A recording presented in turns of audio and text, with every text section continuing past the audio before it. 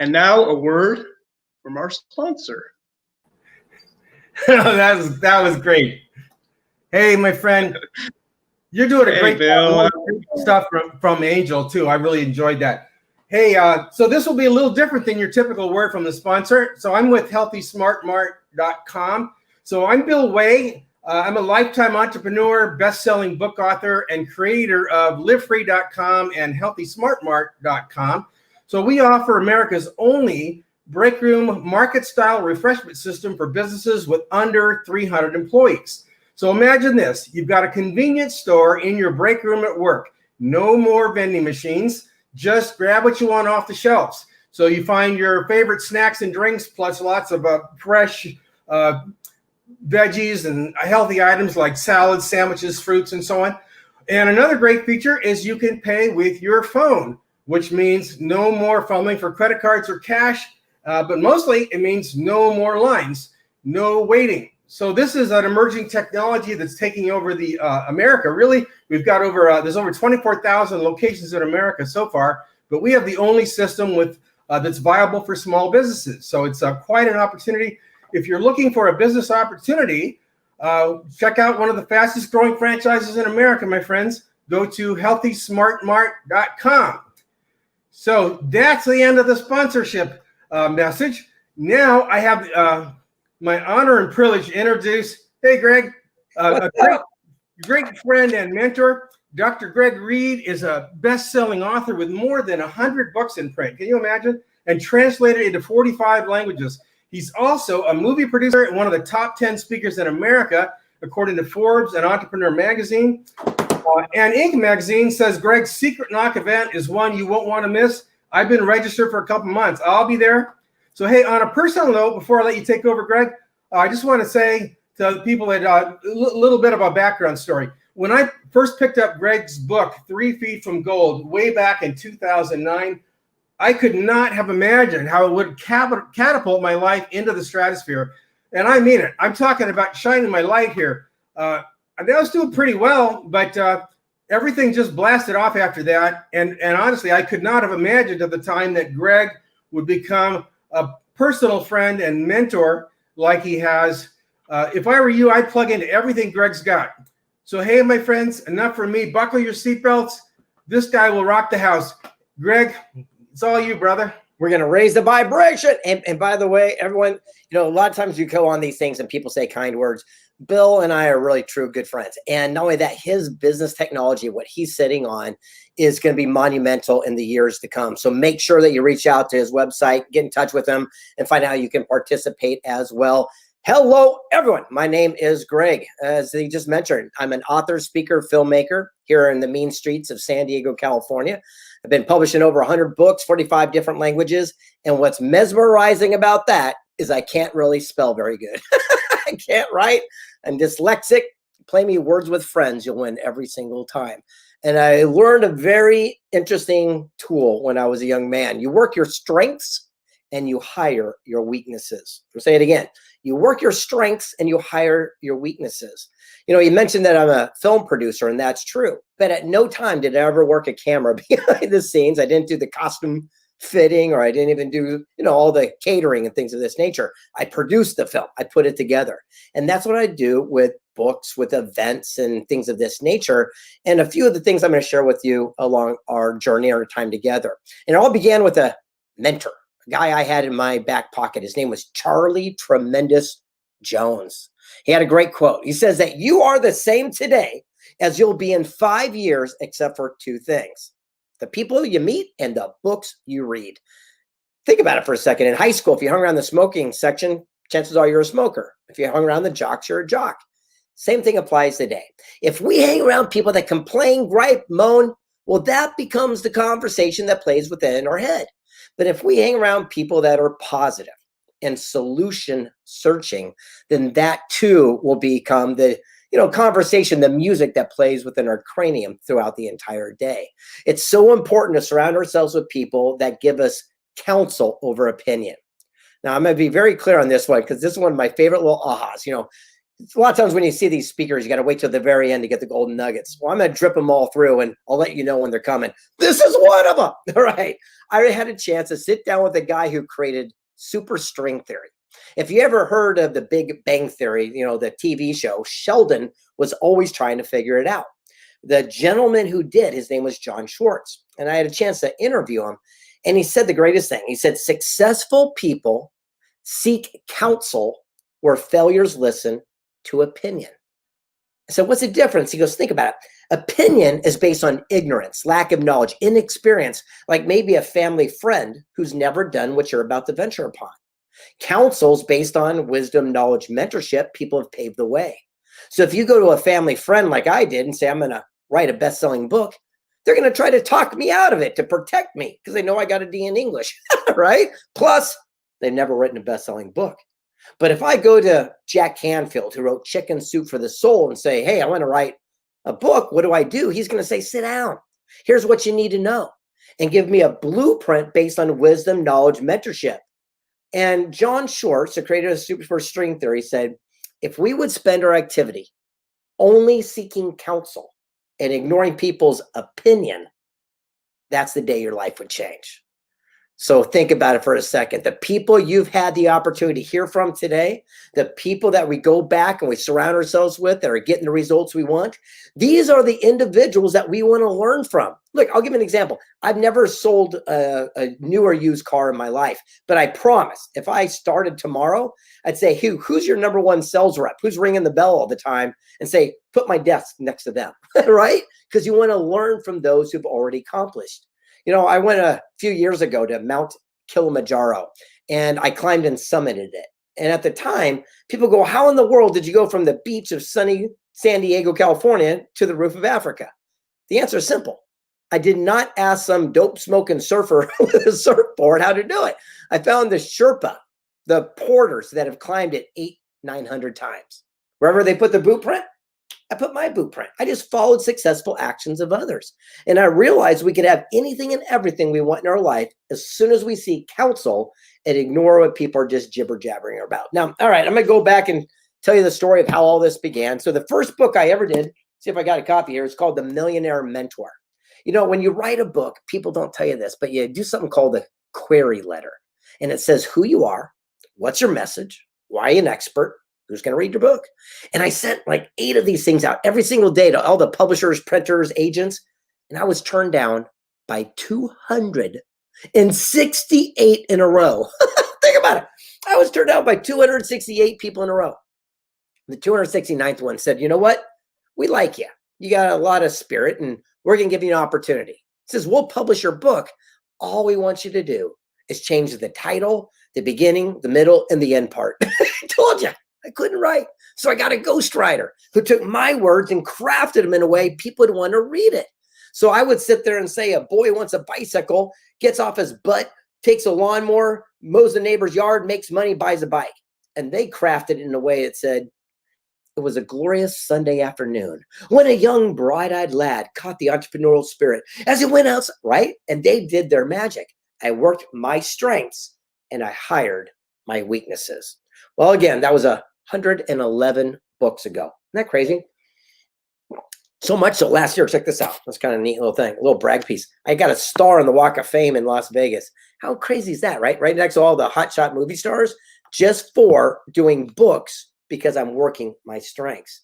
But I'm best known for the Think and Grow Rich series. Everyone, you don't have to raise your hand, but raise your hand if you ever heard of Think and Grow Rich, right? The late, great Napoleon Hill. But here's a story you might not know. You see, when Mr. Hill was only 23 years old, he gained access to the richest dude of the world. His name was Andrew Carnegie, the U.S. Steel Corporation.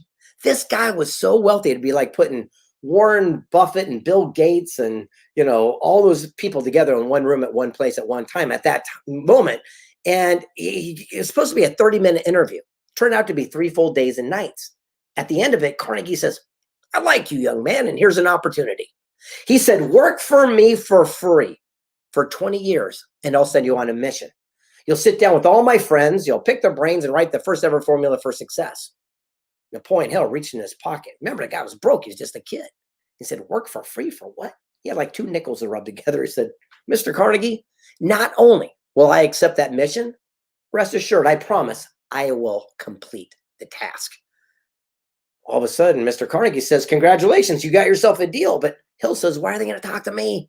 I'm nobody. I'm just a kid. I'm not connected. Carnegie says, don't worry about it. He says, I'll write you a letter of recommendation. When people see it, they'll know I sent you. They'll give you all the time you want. He sat down with Edison and Einstein, the Fords, the Rockefellers, and wrote the 20th best-selling book in the history of the world.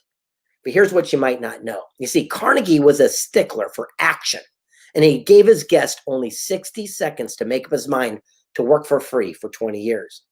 And when Napoleon Hill walked out of the office, Carnegie pulled out a stopwatch he began in his pocket. There was 31 seconds left. Napoleon Hill made a major life-changing decision in 29 seconds flat. But here's where it gets exciting for me. You see, Carnegie made that same offer to over 250 men before Napoleon Hill. Let that sit in for a second. He was the only person to say yes. Everyone else had something called the bad case of the one size. That means I'll take action once I get the big break, once I get the kids out of the house. And the best time to take action is the moment that it strikes you. Well, that was in 1908. Fast forward 100 years to 2008, exactly 100 years, where the surviving family, the grandkids of Napoleon Hill and the foundation that bears his name, wrote me a very similar letter that Carnegie got 100 years before. And basically, it's like a Willy Wonka ticket to meet anyone you want around the world. So my full-time job is I travel around the planet when we're not in lockdown, and I go face-to-face, knees to knees with the most amazing people to tell their stories in book and film. Not a bad racket, right? The first project we did was called 3 Feet from Gold. You know, he mentioned this one earlier. This is the 10th anniversary copy. And by the way, I'm going to do this. This is actually autographed by Sharon Lecter and myself that did this book. I'm going to send this to somebody that you guys choose on this webcast who you think is the most deserving person is going to get a copy of this. It's very, very unique. There's not too many of out here, especially autographed. It's going to go to one of you. And it all began with the very first chapter of Think and Grow Rich. You see, there was a guy named R.U. Darby. He had gold fever, and he went west and started digging, and he found a hole with a couple nuggets of gold and got excited. And he hid it and buried it, went home and told his family and friends. They chipped in money to buy equipment so they could start pulling out by the ore cart so they could all be wealthy. They kept digging, and all of a sudden the gold ran out. The first ore cart came out and it had gold, but then the gold just depleted. He kept digging. There's no more gold. They kept digging. Gold was gone. Defeated, Darby walks out of the mine and says, I quit. And sees a junk man walking by, says, hey, buddy, come here. He goes, I'll give you $200. I'll sell you this mine, the deed, all the equipment. I'm going back home where it's safe.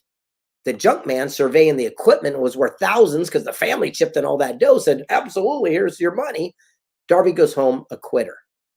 But then the junk man seeks counsel.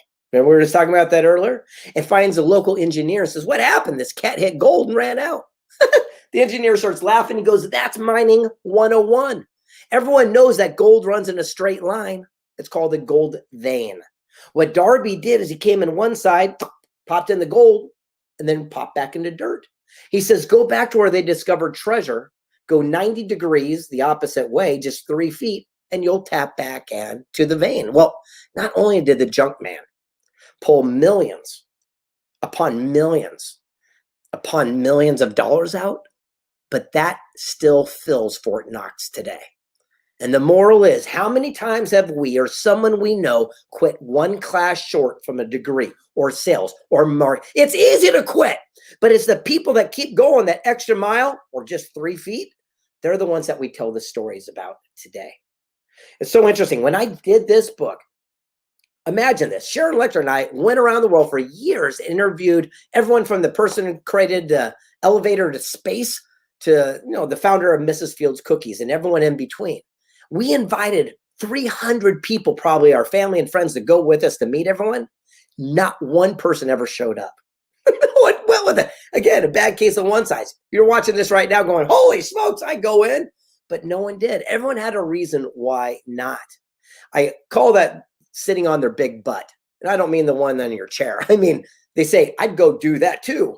But, and it's that but that seems to be a stumbling block for so many. And when we were doing this book, 3 Feet from Gold, we kept realizing there's amazing success stories, amazing little journeys along the way. One of my favorite takeaways was Truett Cathy, founder of Chick-fil-A restaurants. I had it for lunch today. I hope there's none in my teeth. It's just absolutely delicious. And I remember I was at his facility in Atlanta, and we're walking around, and he goes, "What do you think of my sandwiches?" I go, "I'm be embarrassed to tell you, I've never had one." And he goes, "What?" He goes, "Let's do that." Something about it. And we go down to the kitchen, and my very first Chick-fil-A sandwich was him actually making it by hand. Isn't that pretty cool little story? And I asked him a question. I go, "What makes some people give up where other people don't?" And he looked at me and said, "That's easy." He goes, "Stop planning." I go, "Wait, what?" He goes, "Stop planning, especially over planning." I go, "How can you say that? That's everything we know. That's everything we've ever taught. That's everything we've learned."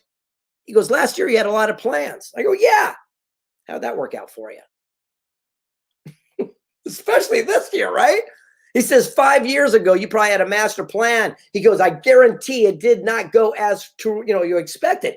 He goes, "But you probably hit a goal from time to time because you're wiry and you take action." He goes, "The secret of success is to look for and capitalize on unexpected opportunity." He says, "If I'm on my sofa in the living room and I want to get to the end of the street, that's my goal." He goes, "A planner is going to plan every step where they're going to pause, take a break, avoid the sprinklers." He goes, "I'm looking for opportunity. Did a kid leave a skateboard or a bicycle out to make my journey shorter? Yes, I'll return it." He goes, "If I get lucky, I'll wave down a neighbor driving by and hitch a ride to the end of the street." He says, "Either way, I'll get to my goal, to my destination. I'm just not so caught up in exactly how it has to happen." And I realized that is one of the greatest things that holds people back. They get the stinking thinking, the analysis paralysis, and every other silly bumper sticker quote you want to see, and they let that stop us. But you know what the biggest thing that holds us back? This is it. Nugget number 2. We did counsel and opinion. This is it. When Napoleon Hill wrote Think and Grow Rich, the biggest single chapter he had was called The 6 Ghosts of Fear. And he talked about the fears of 100 years ago, which I don't really agree to right now. It's like the fear of old age, the fear of loss of love, the fear of, things like that. I think the 3 fears that people fear most is 1, the fear of loss, 2, the fear of pain. That's why all those drug commercials go to town. And the biggest one, the number 1 fear, the fear of criticism, the fear of judgment. And again, the bumper sticker thing. You ever seen that one that says, "What would you do if you couldn't fail?" Of course you have. What if we threw that away and replace it with, "What would you do the moment you stop worrying about what other people are thinking?" Let this set in for a second. They're not thinking about you. They're dealing with their own situations. They got their own things going on right now. In fact, what we're going through with our shutdowns and our little resetting is probably the most ideal time in the history of the world if you've been sitting on an idea for a book or a play or writing a movie, because no one's staring at you. Take that chance. I remember Paul J. Meyer, the billionaire. He says, "Your success is in direct proportion to your ability to withstand and know. Keep knocking." I go, "What do you mean?" He goes, "Well, if you'll ask enough ladies out, eventually you'll get a date for the dance." He goes, "Never let that fear of rejection or criticism stop you from what you truly want in your life." But my favorite interview I did out here was a guy named Evander Holyfield. Remember him, the boxing legend? I said, "Evander, how did you win more heavyweight championships than anyone in history?" And he goes, "Oh, that's easy." He goes, "I have a higher standard." So what do you mean? He goes, "Well, in sports, I showed up early. I left late. I invented exercises. I had a higher standard and I won more championships than anyone." I said, "But didn't it hurt being in a fight?" He says, "Yeah." He goes, "But when you're in a fight, you don't focus on the pain. You don't focus on the blows. As soon as you focus on the pain, you end up on your back knocked out." But that's what people do outside the ring. They focus on gas prices, war, economy, and then they wonder why they never become a champion. And he pulled me in tight, a little headlock, and the Adonis of a man missing half an ear bitten off by Mike Tyson. He says, "You know what the funny thing is?" He says, "When you do win the championship," he says, "everyone comes to their feet and they chant your name. They raise your hand in victory, and a guy puts a big shiny belt around your waist." He said, "At that moment and at that second, you don't feel even one of the punches you took along the journey. But the guy in the losing locker room will have every bruise, feel every excuse for the rest of their life, wishing they had higher standard. The big question is, you've been getting a lot of information today on this incredible summit. What will you do with it? Many receive great advice, but few profit. Will you be that one? And the person that's hearing me right now going, that's me, congratulations. Because that will help separate yourself from the 95% who are just dreaming of success to the top 5% who actually achieve it. And moving quite along, I did a book here with one of my favorite people of all times, Bob Proctor. You guys ever seen The Secret? We realized when it came down to the law of attraction that you do not attract what you want in life. I know it sounds crazy. We only attract more of what we already are. Let me say it again. We don't attract what we want in life. We attract more of what we already are. Have you ever noticed, like, I've never been in a fist fight in my entire life, but some people probably get them every weekend. I don't even know where to go look for it. You know, to keep this face looking like this. I have no idea. But the whole idea is that whatever you seek is seeking you. When a student's ready to teach your peers, there's a million little examples of this thing. So if that's true and we want more in our life, we don't hope and wish for it. We start vibrating and living that and expecting it. Then all of a sudden those things start happening. It's so funny. The universe will tend to give us everything that we're ready for. But here's the big part. What we're willing to accept. Good or bad. Some people will accept being abused. Some people will accept being cheated. Some people will accept that and they're going to get more of it because, again, law of attraction. But it's the people that draw a line in the sand and say, none of that. It's not going to happen. They're the ones that do things different. So this book we did called Thoughts Are Things. For years, we interviewed everyone from people that were Holocaust survivors that were interviewed for Schindler's List, the founder of JetBlue Airlines, the founder of Pictionary, the founder of UGG Boots, all these amazing people. And we wanted to know how your thoughts become things. And you know what we discovered? This is a weird one. Thoughts are not things. How crazy is that? Thoughts only backed by massive action become things. If thoughts were things, I'd be a slice of pizza right now. Kind of hungry, right? But as soon as we're done with this and I jump on my phone and do a food app and have a pizza delivered, my thoughts become true by the actions in which we take. You know, we sat down with these Harvard professors that do the neuroscience, and they said we have 64,000 thoughts a day. And what's crazy is the majority of those thoughts are negative. They're called ANTs. It's an acronym, automatic negative thoughts. They're the reptilian part of your brain to protect you and the synapses so you'll stay safe. So back in the old days, if a caveman would walk out of the cave, a dinosaur wouldn't eat you.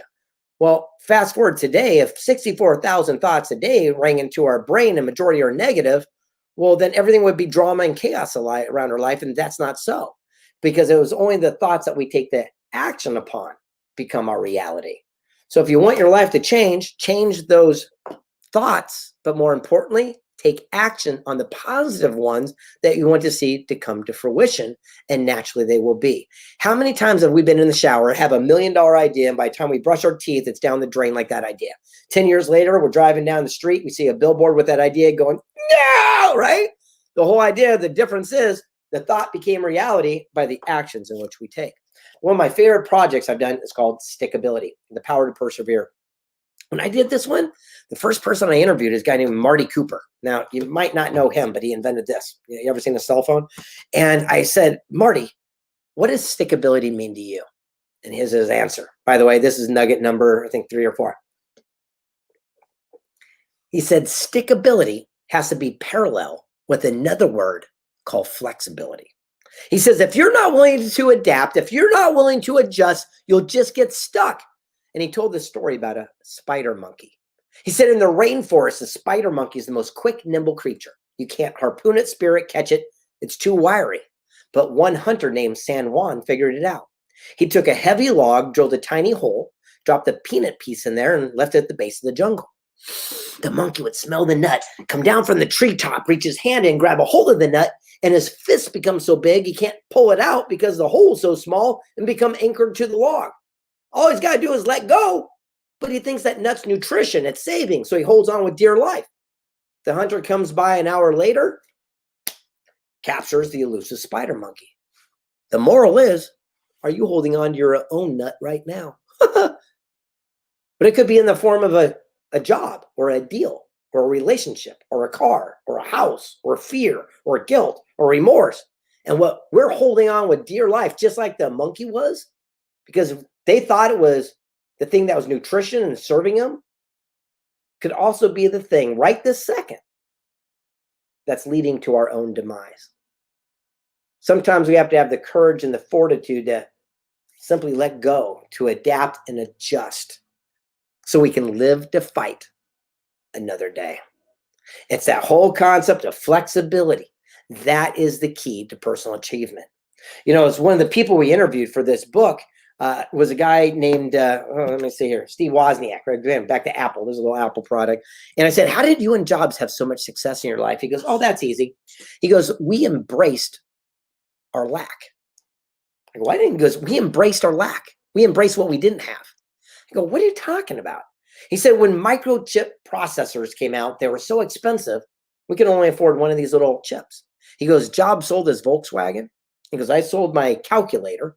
We pooled our money to buy one of these little microchips.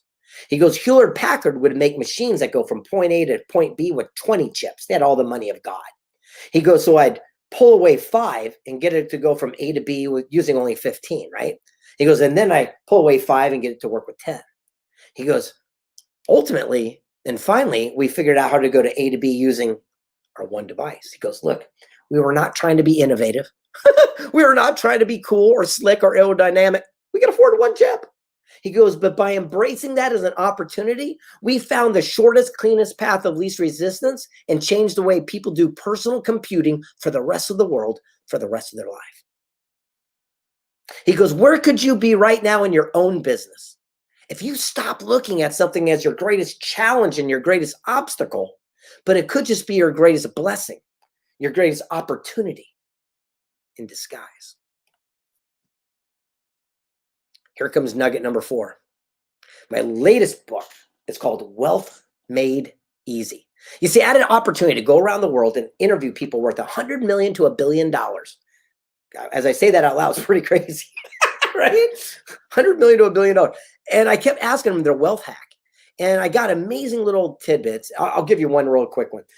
Lamborghini. Everyone knows Lamborghini. I sat down with Tonino Lamborghini. I said, how did you and your dad create, so much wealth and prosperity? He goes, oh, that's so easy. He goes, all you got to do is create a product, good, service, or experience that people save their money to happily hand it to you. I go, what? What are you talking about? He goes, look, he goes, nobody's going to save all their money to buy your books. He goes, but they'll cash in their 401k to drive one of our vehicles. He goes, you're not going to spend $2,000 to $3,000 a night to live in your own apartment, but you'll happily cash in the family vacation fund to go to Anaheim to give it to a mouse with big ears. He goes, if you can create a product, good, service, or experience that people will save their money and happily hand it to you, you'll never run out of cash. That's how Secret Knock all began. The whole idea is, how do you create an experience that will blow people's mind, where you can actually go face to face with the people that I interviewed along this journey and actually have a taco with them and split a beer and ask them exactly how you can incorporate what you're doing right now from their experiences in the past. And that, to me, is the blueprint that it's taken me from where I wanted to be to where I am now. It's so funny. I keep all the connections right here in something I call the switchboard. I call it that because I use it to connect people, right? And these are all the connections of all these amazing people. By the way, you want access to this thing? And what's cool about that is we all have our own switchboard. And many times we're afraid to call out. Remember that whole fear of criticism? How many times have you gone to some networking event? You met the perfect person you want to deal with. You stored them in your phone and you're waiting for that ideal time to call them. Today's that day. This is that, kid. Look, you're sitting waiting on something for the perfect Venus, Pluto, and Mars align, when that moment is the second. Stop sitting on the big butt. I do that butt, or the big bad case of the one size. I'll do it once I get the big break. The realities are your time is now. But the biggest aha nugget I'm going to give you right now, here it comes, CPC. CPC. It's an acronym that stands for clues, patterns, choices. And I learned it from a dear friend of mine, Mark Anthony Bates. And he sat there and put this in such simple terms that it blew this changed my life. Everyone, write this down, CPC. Clues, patterns, choices. It's about accountability, responsibility for every single thing that happens. Stop blaming other people. It is your fault. It is my fault. And it works like this. First C, clue. Let's say I go out on a first date. I'm a single guy, and she shows up 20 minutes late. Bing, there's a little red flag. That's a clue. But if I go on the third, fourth, and fifth date, and every time she's 20 minutes late, that's forming the P, a pattern. But it's my final C, choice, whether I deal with it, yell at her, break up with her, but it's not her fault. She's just late. Stop trying to change people to fit into the box that we want. How many times have you seen someone with a bad reputation in business? They cheat someone you know. You do business with them thinking it'll be different for me. And then when things don't go good, you're mad at the person. You saw the clue. You saw the pattern. You made the choice. Suck it up, suckerfish. Do something about it. It's like seeing a rattlesnake rattle, bite your kid's sister. You go pet the snake and it bites you and you're mad at the snake. CPC. I'm writing it down. CPC stands for clues, patterns, choices. The most successful people on earth look for these three things and they make their choices very fast. They don't have to be burnt 3, 4, 5 times before they go back and look at it. If you go back and start thinking about all the things that have gone awry in our business, it's never that we went into that relationship. It's that we held on too long. I'm going to say that again. We never regret that we went into that relationship. We regret that we held on too long. CPC. Pretty cool right there, right? It's one of those mind little bogglers. Now, when we're doing stickability and interviewing all these amazing people, I remember getting these little ahas and nuggets, but one of my favorite was Ron Klein. He invented the credit card magnetic strip. You know, this little strip thing that goes on the back of a credit card, right? And I said, how did you guys come up with this? He says, oh, that's easy. He goes, all you got to do is understand that first there's a challenge, then there's all this minutia, and then there is going to be a solution. He goes, don't get caught up in the minutia. I go, what? He goes, no, I look at the challenge and the solution, and that's all I focus on. I go, well, how did this come to be? He goes, well, back in the day, like Macy's department store, they said they wanted to sell more products, goods, services, and they gave them these plastic cards, and they had raised numbers and letters on there. They'd put them in a little device that we go ka-chink, ka-chink, and take like a little copy of it, and then they go through an accordion list of other numbers, and if your number wasn't on that, you had good credit, and you could leave with your dishes. He said there had to be a way to put smarts in this card. And he said reel-to-reel tapes were the hot trend of the time, the old 78 tapes. And so we took a little slice of it, put it on the back of the card. And he goes, then we put the number on there with a start and stop so it would only read that number. And then we made you as the individual, the human being, the actual device, the computer to operate it. I go, what do you mean? He goes, you ever notice when you slide it, you have to get that exact speed? Because you're now the tape player on that real tape. I go, you gotta be kidding me. He goes, no, it's that simple. First, there's a challenge, then there's minutia, and then there is the solution. Always keep your eye on the prize. Now, listen, I can do this all day, and I have no idea really how much time we got left, but I'm going to wrap it up because I'm sure you've had an incredible day, and you got more to come. But I will say this. I don't know everyone that's watching this, but I do know something about you. Chances are everyone comes to you for counsel, for the great advice. Know why? Because you're a champion. That's why you're watching this right now. And everyone else has another excuse to be in the swimming pool and not doing it. You are different than everybody else. You are the person with a higher standard. But it's also time to start being selfish. We draw a line in the sand and we step across and say, it's my turn. You know, I love you, family. I love you, friends. I've been taking good care of you. Now it's my turn. We draw a line in the sand and we step across and we say, it's my turn. You know what? Just like Les Brown says, I'm going to fill my own cup first and then feed the world with what flows over.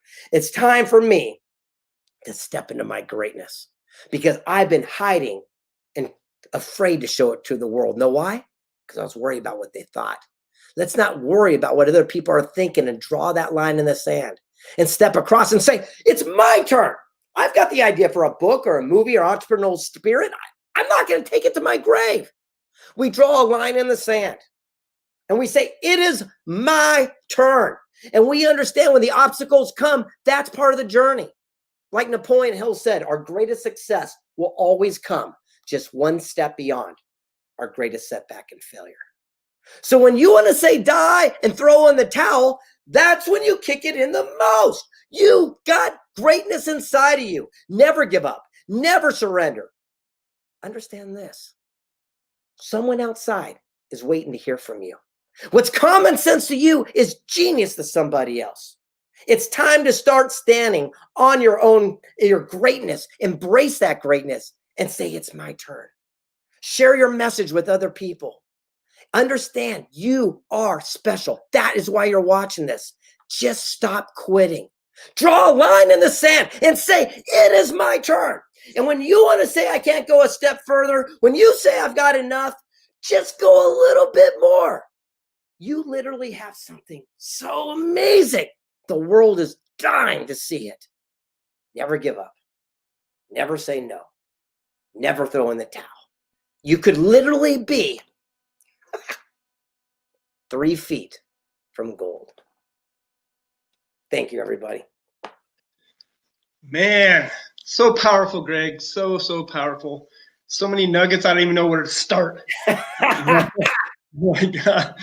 Oh, I love that you're talking about getting to the destination but not knowing how. I mean, that's so powerful because it's true. When we overthink it, like you said, it's like it's going to stop us. But when we actually are there and in the moment and allow, everything shows up. So I appreciate that.